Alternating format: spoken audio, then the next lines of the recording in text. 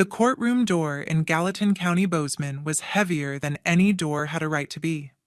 I shoved it open with my shoulder and walked in, wearing the only gray suit I still owned that wasn't wrinkled black briefcase in my left-hand pulse, hammering in my throat.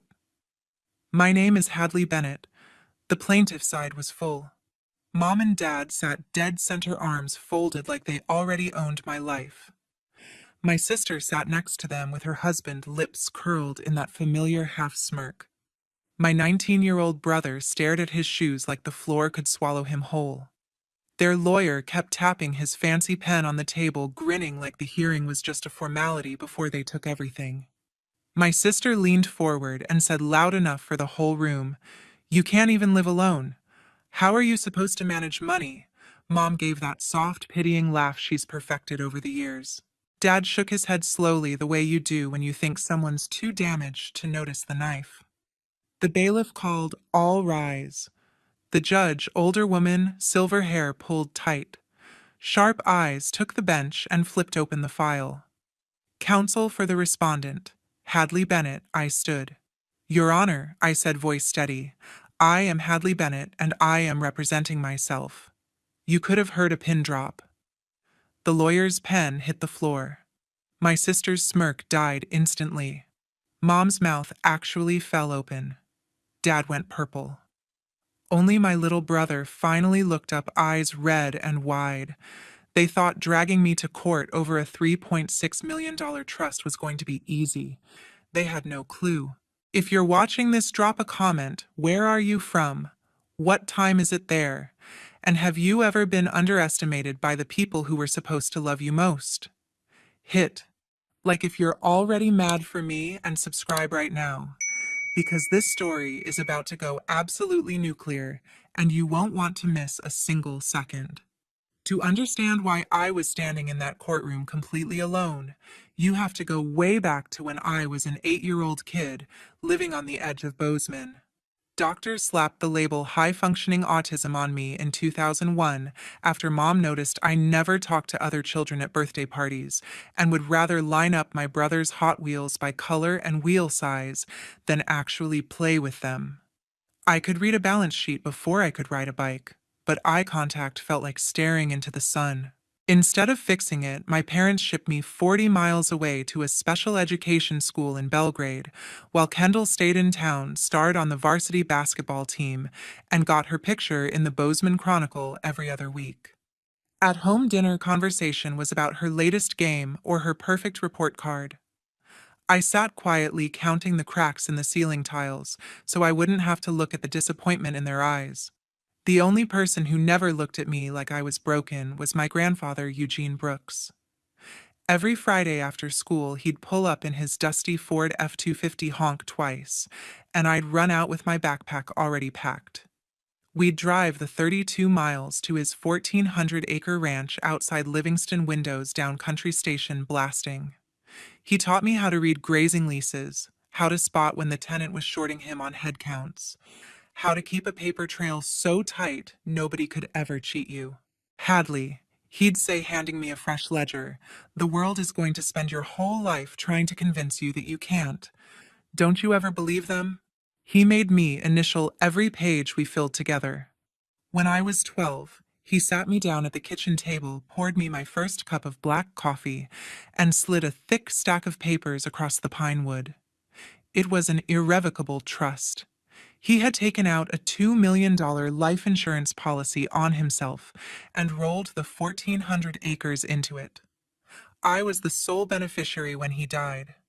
No co-trustees, no oversight board, no family vote. Just me. He tapped the page with a nicotine-stained finger. "This is yours, kiddo. Nobody gets to touch it but you." He died 9 years later on a Tuesday afternoon in September, sitting in his recliner watching the cattle prices on the little kitchen TV. Massive heart attack, gone before the ambulance reached the gate. The will reading took place in a law office in downtown Livingston. The attorney read the simple bequests. First, Kendall got the vacation cabin in Big Sky. Mom and Dad got the retirement accounts worth about $420,000. Then he turned the page and said, And to my granddaughter, Hadley Marie Bennett, I leave the entirety of the Eugene Brooks Irrevocable Trust, currently valued at $3,600,000, consisting of a whole life insurance policy and 1,400 acres of deeded ranch land currently under long-term lease. I remember the air conditioner humming too loud. I remember Mom's hand tightening around Dad's until her knuckles went white. I remember Kendall's head snapping toward me so fast her earrings swung. I remember the look that flashed across Mom's face, shock, then something colder, something calculating. Dad cleared his throat like he was about to object, but the attorney kept reading the in terrorem clause. Grandpa had insisted on any beneficiary who challenged another beneficiary's share would forfeit everything. Mom's grip loosened. She forced a smile that never reached her eyes. That was the exact moment the temperature in the room changed. I felt it on my skin like walking from shade into sudden Montana sun. They didn't hug me on the way out. Nobody said congratulations. In the parking lot, Kendall muttered, "Guess Grandpa felt sorry for her," loud enough for the receptionist to hear. Mom shushed her, but the damage was done. I drove home alone in my beat-up Subaru, windows up for once, radio off, trying to process the fact that the one person who had ever truly seen me had just handed me the kind of money most people in Bozeman never touch in a lifetime, and the rest of my family had already started figuring out how to take it away. My phone kept buzzing with notifications from the family group chat I was rarely added to. Mom's message popped up first, 7 p.m. tonight at Kendall's place. "We all need to talk." I pulled into their driveway in the newer subdivision south of Bozeman, the one with the 3-car garages and the fake stone facades. Their Christmas lights were still up, even though Thanksgiving had barely passed. Kendall opened the door in yoga pants, and a Patagonia fleece gave me a quick hug that felt more like a pat-down and steered me toward the living room. Roger Finch was already parked on the leather sectional, shiny loafers crossed thick folder open on the coffee table like he owned the place. Dad sat in the recliner nursing a Coors Light. Mom hovered near the kitchen island pouring red wine into stemless glasses for everyone except me. Logan slouched on the ottoman scrolling TikTok earbuds and pretending he wasn't there. Kendall handed me a bottle of water caps still sealed and slid the 22-page document across the marble. "Family Protection Agreement," she announced like it was a birthday gift. I flipped it open. Page after page of legalese, but the meat was simple. I would immediately transfer the entire irrevocable trust into a new joint account. Mom, Dad, and Kendall would serve as co-trustees with unanimous voting rights. I would receive a monthly allowance of $2,500 for living expenses. The justification was printed in bold on page 5, whereas Hadley Marie Bennett has been diagnosed with autism spectrum disorder, and the family has concerns regarding her capacity for independent financial management. I felt the heat crawl up my neck. Kendall folded her arms. "Just sign it, Hadley. Don't make this harder than it has to be." Mom stepped closer, voice syrupy. "Sweetie, we're only trying to protect you. You know big money can be overwhelming." I looked at Dad. He wouldn't meet my eyes, just took another pull from the silver can. Roger Finch leaned forward, gold watch flashing under the recessed lights. "If you choose not to sign tonight, we'll file for guardianship in Gallatin County District Court within 72 hours. Once the petition is granted, you won't have authority over so much as a checking account. Your call." The room went quiet except for the hum of the Sub-Zero fridge. I stared at the signature page. 3 blank lines waited: Patricia Bennett, Stephen Bennett, Kendall Mitchell. My line sat underneath, already highlighted in yellow. Logan finally pulled one earbud out. "Can we just eat?" he muttered. Kendall shot him a look sharp enough to cut glass. I closed the folder. "I'm not signing anything." Mom's fake smile cracked. "Hadley, be reasonable." "No," I cut her off, voice calm but loud enough to echo off the vaulted ceiling. "Grandpa made the trust irrevocable for a reason. He wanted me to have control. Not you." Dad finally spoke low and gravelly. He didn't understand how bad it really is with you. The words landed like a slap. I stood up, folder still in my hand. Roger Finch shrugged. Clocks ticking. 72 hours. I walked to the front door. Nobody followed. As I stepped onto the porch, the cold Montana night hit my face. Behind me, I heard Kendall hiss, "Let her go. She'll come crawling back when she realizes she can't do this alone." I got in my Subaru, set the unsigned agreement on the passenger seat, and drove the 12 miles home with the heat cranked and my hands shaking on the wheel. That night, I sat at my kitchen table under a single bulb and read every single page again. The document wasn't just controlling, it was written to make refusal look irrational. They had attached my childhood IEP summaries, a letter from the special ed school psychologist dated 15 years ago, even a screenshot of me at 14 wearing noise-canceling headphones at Kendall's graduation party, captioned evidence of ongoing social deficits. I took photos of every page with my phone, uploaded them to a private Google Drive, and went to bed with the lights on. The next morning, I woke to 17 missed calls and a string of texts from Mom that started with, "We can still fix this," and ended with, "You're breaking your father's heart." I didn't reply. Instead, I opened my laptop and started researching Montana guardianship statutes. I printed the forms they would need to file, highlighted the sections about clear and convincing evidence of incapacity, and bookmarked every case where an adult with autism had successfully fought one off. Because I already knew they weren't bluffing, and neither was I. The mail carrier knocked on my one-bedroom apartment door in downtown Bozeman just after noon. I signed for the thick, certified envelope from Gallatin County District Court, hands already shaking before I tore it open. 38 pages. Petition for appointment of guardian and conservator. They had gone full nuclear. The allegations were printed in cold black ink. Hadley Marie Bennett is incapacitated by reason of severe autism spectrum disorder and is unable to manage her financial affairs or make informed decisions regarding her property. They claimed I could not live independently, that I required 24-hour supervision, and that the $3.6 million trust was at imminent risk of dissipation. Attached were exhibits. I had never seen a psychiatric evaluation dated 6 months earlier, signed by a doctor in Billings whose name I didn't recognize, declaring me nonverbal in stressful situations and incapable of managing assets exceeding $50,000. There were grainy photos of me at 10 wearing a bright blue therapy helmet at a county fair pulled from some old hard drive. Worst was the private Facebook post Kendall had made to the Bozeman Moms group 2 days earlier, trying to protect our late grandfather's legacy from someone who simply isn't capable. Prayers appreciated. 423 shares, 800 comments, most of them strangers offering sympathy for my poor family.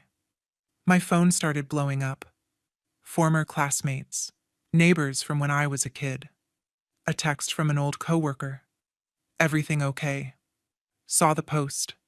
Then radio silence. 2 days later, HR called me into the Billings office. The 142-mile drive felt like a funeral procession. The partner who had personally recruited me 3 years earlier wouldn't look me in the eye. "Until this guardianship matter is resolved," he said, sliding a letter across the desk. "We have to place you on unpaid administrative leave. Reputation risk, you understand." I understood perfectly. Back in my apartment, I sat on the floor, surrounded by the petition pages spread out like crime scene photos. Every childhood struggle weaponized, every therapy note twisted. They had even included a bank statement showing I once overdrafted by $19 in college and labeled it "Pattern of Fiscal Irresponsibility." Logan texted once, "Sis, stop making this hard on everyone." I stared at the screen until it went dark. That night, I couldn't eat, couldn't sleep. The walls felt closer than the 680 square feet they actually were. I opened my laptop and started searching Montana case law until the sun came up. I learned that guardianships for adults with autism were rare, but not impossible. Courts usually required an independent examiner, medical affidavits, and clear proof I couldn't handle basic life tasks. I made a list rent paid on time for 8 years, senior auditor title, perfect driving record, no criminal history, no substance issues. I printed everything. I also learned something else. Once a guardianship is granted, the ward loses the right to hire their own attorney, sign contracts, vote, marry, or even decide where to live. The guardian gets total control. My family wanted to lock me in a legal cage and throw away the key. The next morning, I walked the 6 blocks to the Gallatin County Courthouse and filed my objection pro se. The clerk raised an eyebrow but stamped it. I paid the filing fee with the credit card that still had my name on it for now. Then I drove to the public library and spent 4 hours printing every financial record I had since age 18. Every tax return, every lease, every performance review. I built a binder labeled Evidence of Capacity and slid it into my safe. Because if they wanted to play dirty, I was done being the quiet kid in the corner. I started documenting everything.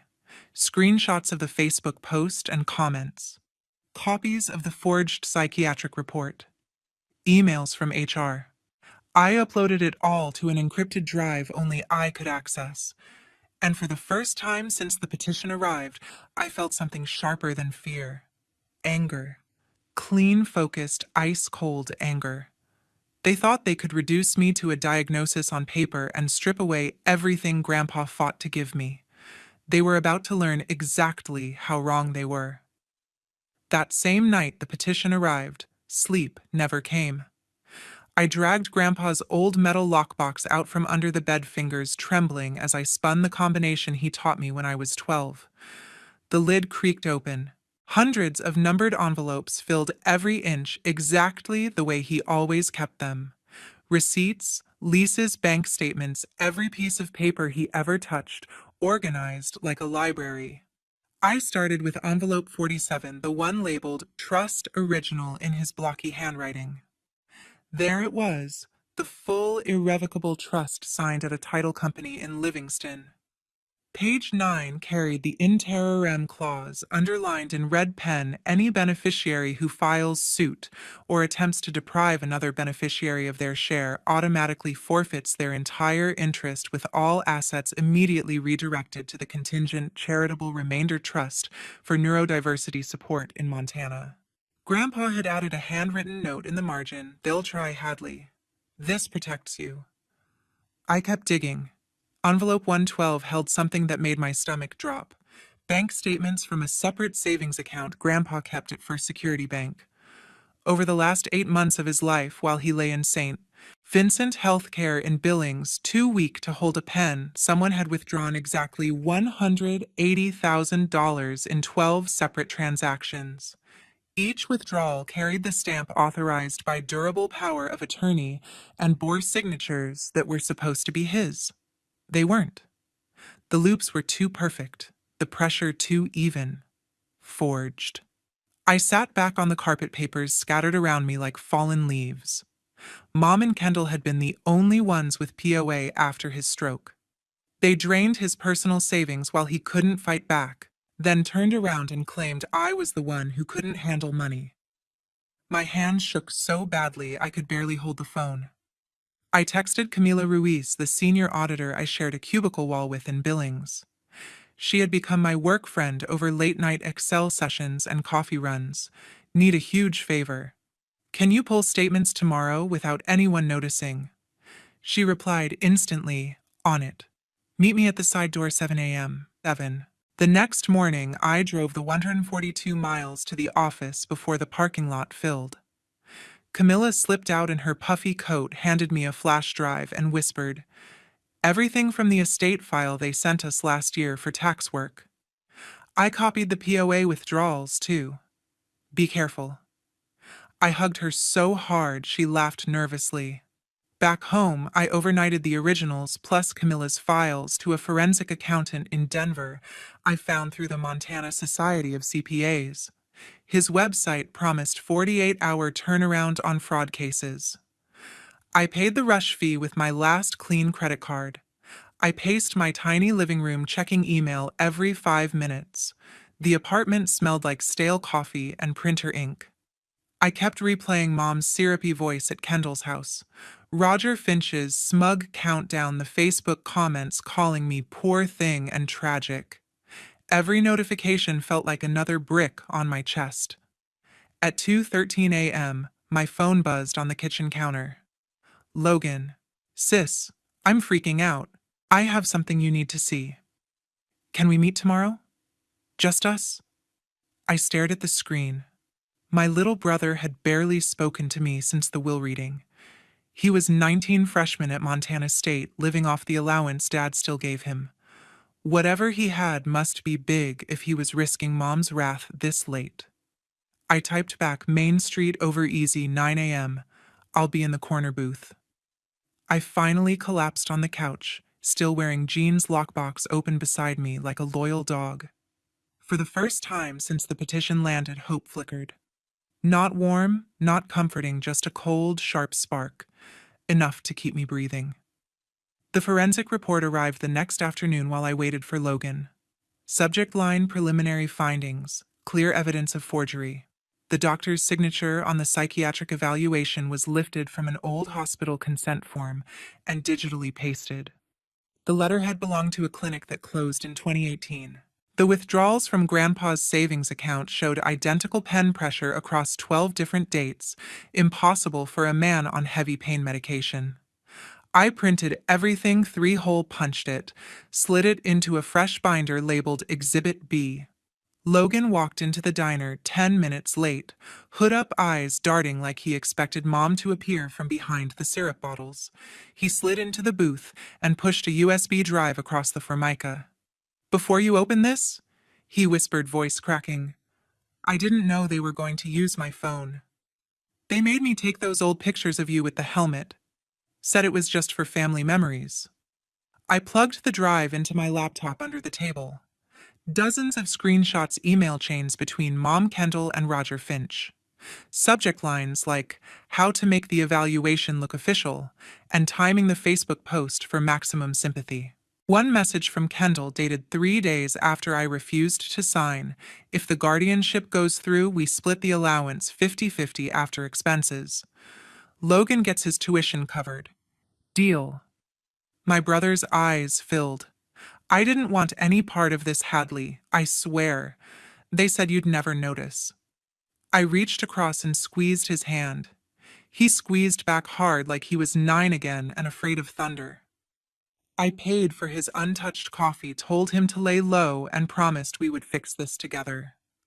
By the time I drove home, the spark of hope had grown into something steady. I wasn't just defending myself anymore. I was about to turn their own weapons against them. For the past 3 years, nobody in my family had the slightest clue I was living 2 completely separate lives. Every weekday, I drove the 142 miles to Billings, sat in audit meetings, smiled at the right times, and came home looking like the same quiet Hadley they'd always known. But the second my apartment door clicked shut, I became someone else. I brewed a pot of black coffee, locked the deadbolt, and opened my laptop to Becker CPA review. 4 nights a week, sometimes 5, I studied until the numbers blurred. Regulation in the spring. Financial accounting and reporting in summer. Auditing in fall. Business environment and concepts over Christmas break, while everyone else posted family photos on Instagram.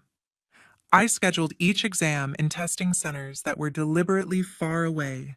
Billings 1 month, Helena the next, 96 miles each way, so no one would accidentally see me walking out in.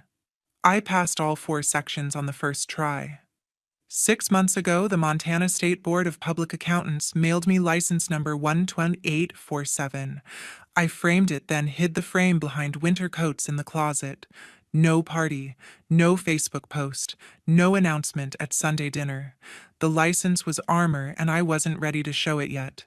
The morning after Logan handed me the USB drive, the forensic accountant's final report landed in my inbox. 47 pages of damning detail.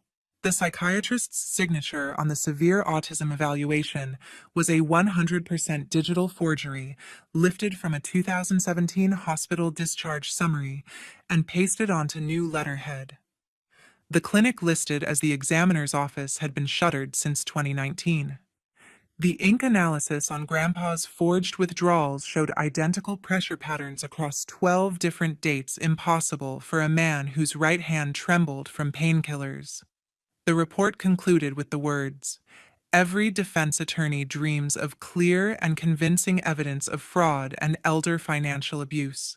I printed 2 copies, one for court, one for me, and felt my pulse finally slow for the first time in weeks. That same afternoon, Logan texted, "Can we talk same place?" I met him at the little indie coffee shop 2 blocks from the Montana State campus. He looked like he hadn't slept. Hood up, hands wrapped around a cup he wasn't drinking. He slid another USB drive across the table. "This is everything from Mom's laptop. I cloned the drive when she was in the shower last night. I feel sick doing it, but here." I took it with steady fingers this time. "You okay?" He shook his head. "They keep saying it's for my tuition for the family ranch mortgage. But it's not. It's greed. I'm done." I reached over and hugged him right there between the mismatched chairs and the smell of burnt espresso. He was taller than me now, but he still folded into the hug like the scared kid who used to hide behind my legs at fireworks shows.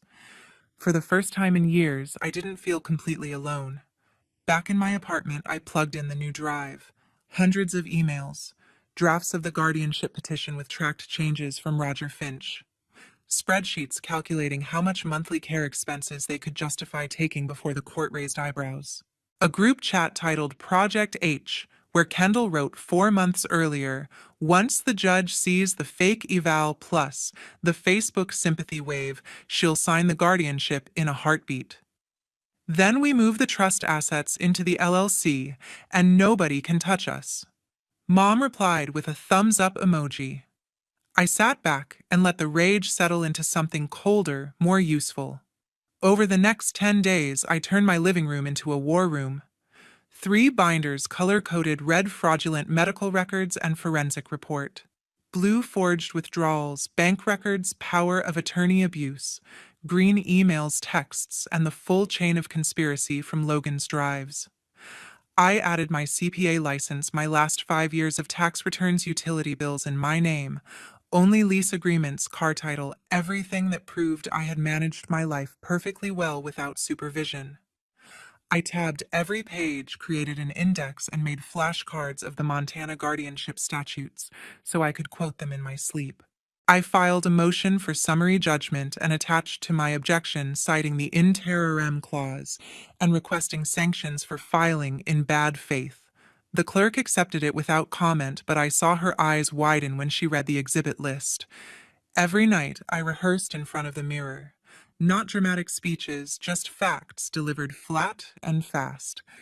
I practiced until my voice stopped shaking when I said the word forgery. I bought a new gray suit at the Macy's in Billings, the first one I'd purchased in 5 years. I hung it in the closet next to the hidden CPA frame. Logan texted updates from inside the house. Mom bragging to friends that the hearing day would be open and shut, Kendall shopping online for a new SUV once everything settles. I saved every screenshot.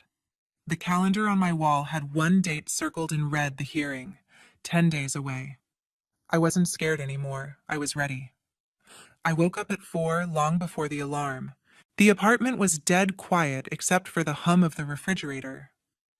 I showered, pulled my hair into a low ponytail, and put on the new gray suit. No jewelry, no makeup, just the clothes and the evidence. I loaded 3 color-coded binders and the old metal lockbox into the back seat of my Subaru, then drove through empty streets to the Gallatin County Courthouse. Dawn was still an hour away. The parking lot held only a couple of maintenance trucks. I sat in the driver's seat with the engine off, watching my breath fog the windshield, rehearsing one last time. At 8:25, I walked through security, nodded to the same clerk who had stamped my objection weeks earlier, and took my place at the respondent's table. The gallery filled slowly. Mom, Dad, and Kendall filed in wearing Sunday best faces tight. Roger Finch adjusted his tie like he was heading to a victory party. Logan slipped in last, sat 3 rows behind them, and gave me the smallest nod. The bailiff called us to rise. Judge Elaine Hargrove entered, silver hair, black robe, no nonsense. She had a reputation for cutting through family drama faster than a hot knife through butter. Case 2025 DV 187 in re-guardianship of Hadley Marie Bennett, she announced. Counsel for the petitioners. Roger Finch stood all smiles. Roger Finch on behalf of the petitioners, Your Honor, and counsel for the respondent, I rose. Hadley Bennett appearing pro se, Your Honor. I filed my appearance and CPA license last month. A ripple went through the plaintiff's side. Mom whispered something sharp to Dad. Judge Hargrove flipped through the docket. I've reviewed the petition, the objection, and the rather voluminous exhibits filed by Ms. Bennett. We'll proceed directly to argument. Ms. Bennett, you may begin. I open the red binder first. Your Honor, the petitioners seek guardianship over an adult with no cognitive impairment. Exhibit A is the original irrevocable trust executed by Eugene Brooks. Page 9 contains the in terrorem clause, highlighted. Any beneficiary who contests another's share forfeits everything. I slid the trust across the bench. The judge took it, eyes scanning. Exhibit B. I continued opening the blue binder forensic accounting report, proving the medical evaluation attached to the petition is fraudulent in its entirety. The psychiatrist's signature is a digital composite. The clinic closed 6 years ago. Roger Finch shot up.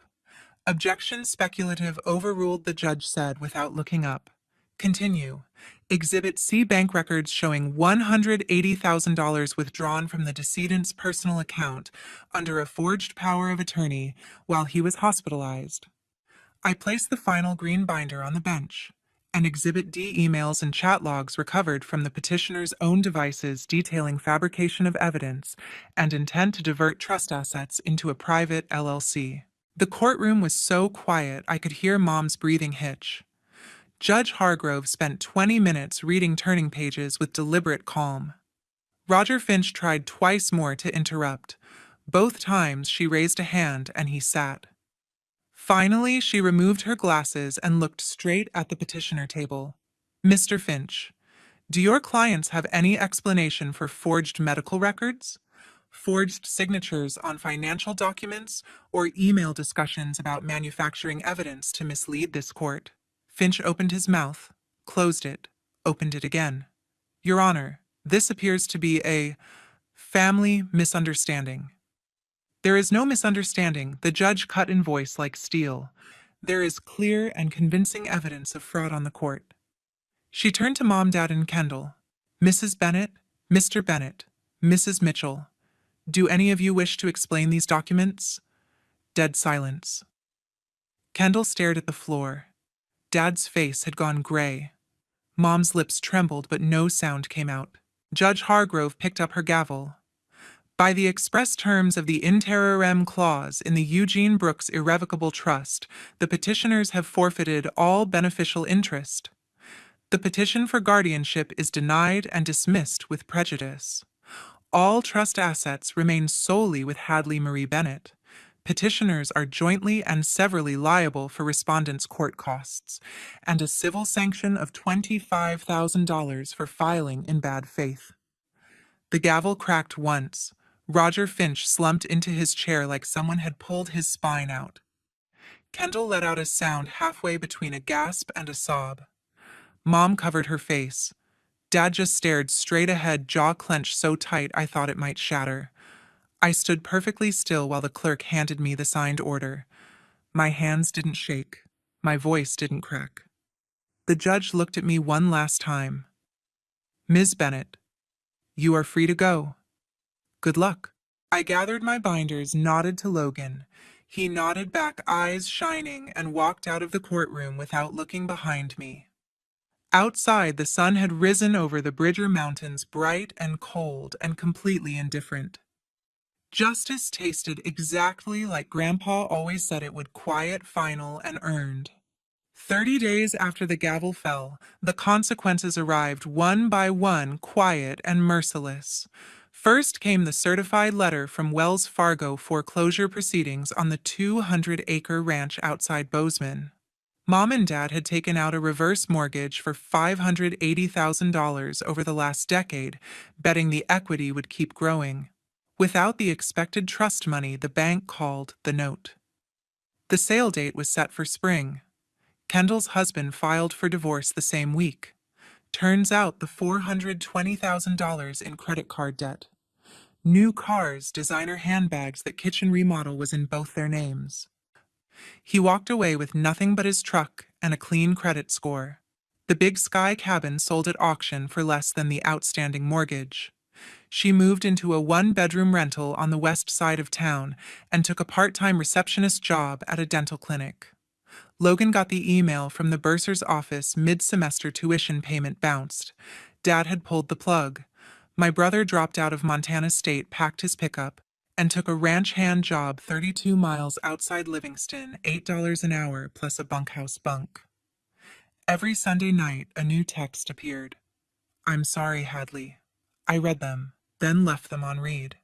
The full $3.6 million from the trust, now grown a little with careful investments, transferred into the Eugene Brooks Neurodiversity Foundation the day the judge signed the final order. I filed the 501c3 paperwork myself, named myself executive director, and set the mission exactly as Grandpa would have wanted: scholarships and coaching for autistic and neurodiverse adults pursuing finance and accounting careers in Montana. The first 5 recipients were already enrolled in community college bookkeeping programs, living on stipends that didn't come with lectures about what they could or couldn't handle. I bought a modest 2-bedroom Craftsman on South Black Avenue Blue siding wraparound porch walking distance to downtown. The day I closed, I hung Grandpa's old ledger on the wall above my new desk. My shingle went up the following Monday: Hadley Bennett CPA, Fiduciary Advocacy and Forensic Accounting. My very first client was a 34-year-old man from Great Falls whose parents had tried the exact same guardianship play. We beat it in 42 days. Mom sent one email subject line blank: "Hadley, your father and I were wrong. We let fear and greed get the better of us. I know I don't deserve it, but if there's any way you could find it in your heart to forgive me." I read it twice in the quiet of my office cursor hovering over reply. Then I dragged it to the trash and emptied the folder.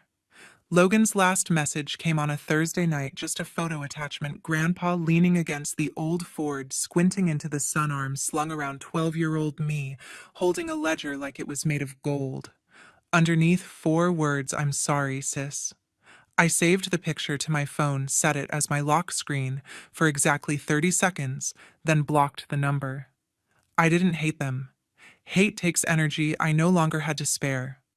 Forgiveness wasn't owed. It was a gift, and they had spent every chance I ever gave them. Some mornings I drive out to the 1,400-acre ranch, now leased to a young couple who send me quarterly reports and perfect rent checks. I walk the same fence lines Grandpa taught me to read, feel the same wind that used to whip through his white hair, and I know exactly what he'd say if he could see me now. He'd tip his hat, grin, and tell me I did good. That's enough. I still get calls from people all over Montana, quiet voices asking if it's really possible to fight family and win. I always answer the same way: yes. And you won't be alone. Because the little girl who once lined up toy cars by wheel size grew up to build something bigger than revenge. She built proof. Proof that the world can try to convince you you're less. But if you keep the receipts literal and figurative, one day, you get to hand them back and watch the whole story change. Grandpa was right all along. I could, and I did.